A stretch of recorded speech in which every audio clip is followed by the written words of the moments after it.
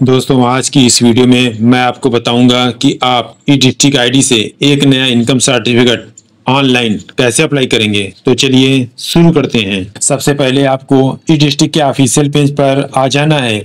इस पेज का लिंक मैंने वीडियो के नीचे डिस्क्रिप्शन में दे दिया है। इस पेज पर आने के बाद आपको ई डिस्ट्रिक्ट आईडी में लॉगिन होना है। ई डिस्ट्रिक्ट आईडी में लॉगिन होने के लिए आपको साइड में लॉगिन के ऑप्शन को चूज करना है। लॉगिन के ऑप्शन को चूज करने के बाद यहाँ पर आप पहला ऑप्शन ई डिस्ट्रिक्ट लॉगिन के ऑप्शन पर क्लिक करेंगे। क्लिक करने के बाद आप इस पेज पर आ जाएंगे। यहाँ पर आपको सबसे पहले अपनी लॉगिन टाइप को चूज करना है। लॉगिन टाइप में आप यहाँ पर क्लिक करेंगे और यहाँ पर आप CSC ई डिस्ट्रिक्ट यूजर को चूज कर लेंगे।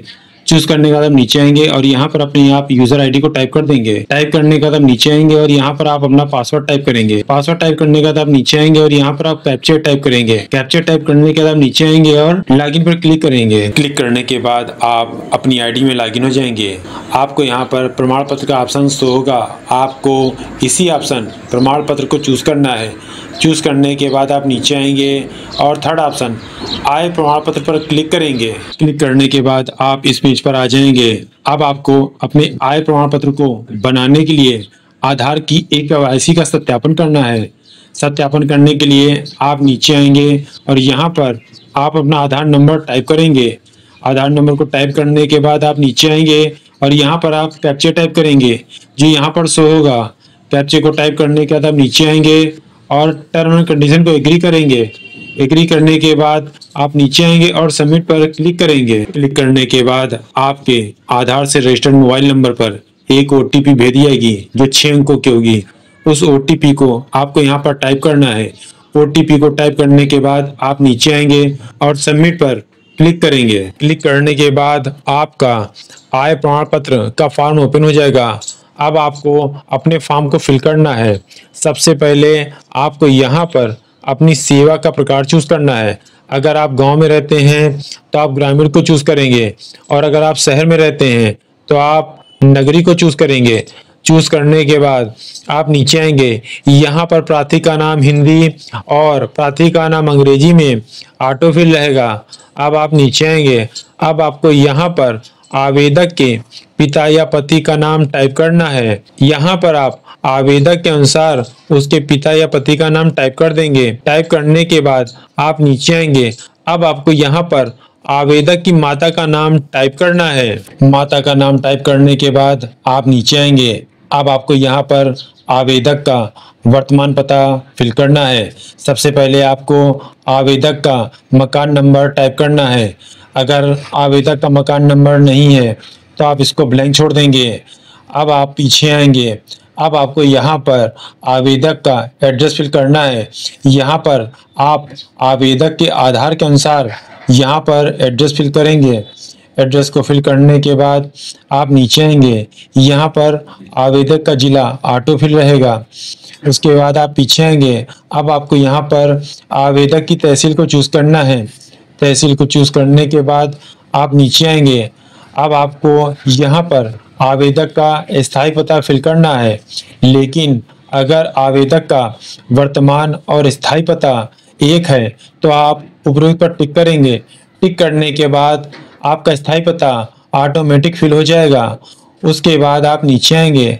अब आपको यहाँ पर आवेदक का मोबाइल नंबर टाइप करना है। मोबाइल नंबर टाइप करने के बाद आप पीछे आएंगे। अब आपको यहाँ पर आवेदक का व्यवसाय फिल करना है। आवेदक जो भी कार्य करता हो उसके अनुसार यहाँ पर आवेदक का व्यवसाय टाइप कर देंगे। व्यवसाय को टाइप करने के बाद आप नीचे आएंगे। अब आपको यहाँ पर आवेदक के परिवार की संख्या को टाइप करना है। आवेदक के परिवार की संख्या को टाइप करने के बाद आप नीचे आएंगे। अब आपको यहाँ पर उनके सदस्य का नाम टाइप करना है। सदस्य का नाम टाइप करने के बाद आप पीछे आएंगे।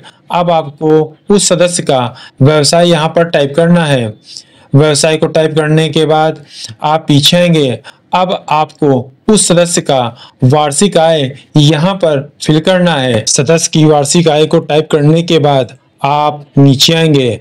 अब आपको यहाँ पर आवेदक की आय का विवरण देना है। अगर आवेदक अकुशल या कुशल मजदूर है तो आप उसकी आय को यहाँ पर फिल करेंगे। अगर आवेदक पेंशन या सेवा नियोजन से आय प्राप्त करता है तो आप उसकी आय का विवरण यहाँ पर फिल करेंगे। अगर आवेदक निजी व्यवसाय या अन्य स्रोतों से आय प्राप्त करता है तो आप उसकी आय का विवरण यहाँ पर देंगे। उसके बाद आप नीचे आएंगे। अब आपको यहाँ पर आवेदक की कृषि भूमि का विवरण देना है। अगर आवेदक के पास कृषि की भूमि है तो आप उसका विवरण यहाँ पर फिल करेंगे। लेकिन अगर आवेदक के पास कृषि की भूमि नहीं है तो आप यहाँ पर 0 टाइप कर देंगे। टाइप करने के बाद आप नीचे आएंगे। अब आपको यहाँ पर आवेदक की परिवार की कुल आय आपको यहाँ पर फिल करना है। आपकी आवेदक की जो भी आय हो वार्षिक में उसको आप यहाँ पर फिल कर देंगे। आवेदक की वार्षिक आय को फिल करने के बाद आप नीचे आएंगे। अब आपको यहाँ पर हाँ ना का जवाब देना है। अगर आवेदक का आय प्रमाण पत्र पहले से बना है तो आप हाँ ना का जवाब यहाँ पर चूज करेंगे। उसके बाद आप नीचे आएंगे। यहाँ पर आवेदक की राशन कार्ड की संख्या शो होगी। उसके बाद आप पीछे आएंगे। अब आपको यहाँ पर हाँ ना को चूज करना है। अगर आपने आवेदक का शुल्क जमा कर दिया है तो हाँ को चूज करेंगे, नहीं तो आप नहीं को चूज कर लेंगे। चूज करने के बाद आप नीचे आएंगे। अब आपको यहाँ पर प्रमाण पत्र बनवाने का कारण आपको चूज करना है। प्रमाण पत्र बनवाने का कारण चूज करने के बाद आप नीचे आएंगे। अब आपको यहाँ पर अपने डॉक्यूमेंट्स को अपलोड करना है। आपको डॉक्यूमेंट्स को अपलोड करने के लिए सबसे पहले आपको यहाँ पर फोटो को चूज करना है। फोटो को चूज करने के बाद आपकी फोटो जहाँ हो वहाँ से फोटो को अपलोड करने के लिए आप ब्राउज पर क्लिक करेंगे। क्लिक करने के बाद आपकी फोटो जहाँ होगी वहाँ से आप फोटो को चूज करेंगे। चूज करने के बाद आप पीछे आएंगे और अपलोड पर क्लिक करेंगे। क्लिक करने के बाद आपकी फोटो अपलोड हो जाएगी। इस प्रकार आप डॉक्यूमेंट्स को अपलोड करेंगे। अब आपको स्व घोषणा पत्र को अपलोड करना है। स्व घोषणा पत्र के लिए आप चुने पर क्लिक करेंगे और स्व प्रमाणित घोषणा पत्र को चूज कर लेंगे। चूज करने के बाद आप ब्राउज पर क्लिक करेंगे। क्लिक करने के बाद आपका घोषणा पत्र जहां पर भी हो वहां से आप घोषणा पत्र को चूज कर लेंगे। चूज करने के बाद आप अपलोड पर क्लिक करेंगे। क्लिक करने के बाद आपका घोषणा पत्र अपलोड हो जाएगा। आपको ये ध्यान रखना है कि आपके जो भी डॉक्यूमेंट्स हों वो 100 KB से ज़्यादा की नहीं होनी चाहिए और फोटो आपकी 50 KB से ज़्यादा की नहीं होनी चाहिए और आपके डॉक्यूमेंट्स JPEG फाइल में होने चाहिए। अपने डॉक्यूमेंट्स को अपलोड करने के बाद आप नीचे आएंगे और यहाँ पर आप कैप्चे को टाइप करेंगे। कैप्चे को टाइप करने के बाद आप नीचे आएंगे और दर्ज पर क्लिक करेंगे।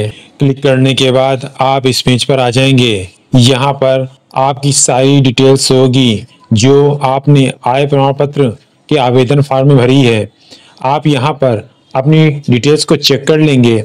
डिटेल्स को चेक करने के बाद आप नीचे आएंगे और अगर आपको लगता है आपकी डिटेल्स में कोई गलती हो गई है तो आप नीचे आवेदन संशोधित करे पर क्लिक करके अपनी गलती में सुधार कर लेंगे। और अगर आपने कोई गलती नहीं की है तो आप नीचे दर्ज करे पर क्लिक करेंगे। क्लिक करने के बाद आप अपने वॉलेट में आ जाएंगे। यहाँ पर आपकी ID शो होगी। अब आपको अपने पेमेंट को यहाँ पर पूरा करने के लिए आप नीचे आएंगे और यहाँ पर आप अपना पासवर्ड टाइप करेंगे। पासवर्ड टाइप करने के बाद आप नीचे आएंगे और वैलिडेट पर क्लिक करेंगे। क्लिक करने के बाद अब आपको अपनी पेमेंट को पूरा करने के लिए आपको यहाँ पर अपनी वॉलेट का पिन टाइप करना है। अपनी वॉलेट का पिन टाइप करने के बाद आप नीचे आएंगे और पेमेंट को पूरा करने के लिए आप पे पर क्लिक करेंगे। क्लिक करने के बाद आपका पेमेंट सक्सेसफुल हो जाएगा जो यहाँ पर शो होगा। अब आपको अपने फॉर्म को अधिकारी के पास भेजने के लिए आप पीछे आएंगे और proceeds forward to approval authority के ऑप्शन पर क्लिक करेंगे। क्लिक करने के बाद आपका फॉर्म अधिकारी के पास भेज दिया जाएगा और आपकी रसीद जनरेट हो जाएगी। आप इस रसीद को अपने कस्टमर को दे सकते हैं। आशा करता हूँ ये वीडियो आपको पसंद आई हो। अगर ये वीडियो पसंद आई हो तो चैनल को सब्सक्राइब करें, वीडियो को लाइक करें। जय हिंद।